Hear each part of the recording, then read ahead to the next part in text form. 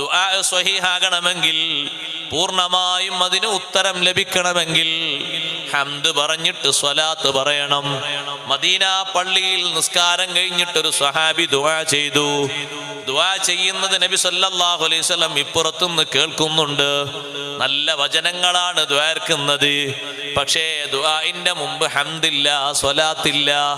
ദുആ മാത്രം ചൊല്ലിയിട്ട് എഴുന്നേറ്റ് പോയപ്പോ തങ്ങൾ പറഞ്ഞു, അജില ഹാദാ, അജില ഹാദാ. ഈ സ്വഹാബിക്ക് തിരക്കായി പോയി, ഈ സ്വഹാബിക്ക് തിരക്ക് കൂടി പോയി. കുറച്ചു നേരം കഴിഞ്ഞപ്പോ അബ്ദുല്ലാഹി ഇബ്നു മസ്ഊദ് റളിയല്ലാഹു അൻഹു നിസ്കരിച്ചു.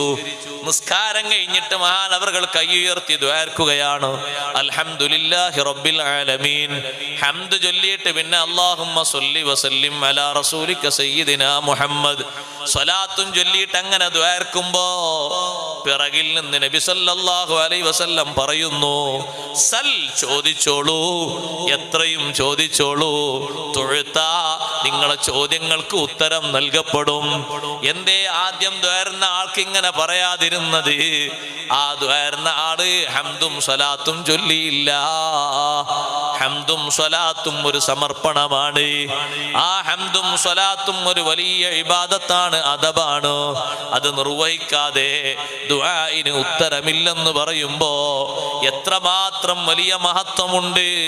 നബി സല്ലല്ലാഹു അലൈഹി വസല്ലം തങ്ങളുടെ മദ്ഹിന്, സ്വലാത്ത് ചൊല്ലുന്നവരുടെ ദുആഇന് വലിയ ഉത്തരമുണ്ട്. അത് വെറുതെ പറഞ്ഞതല്ല.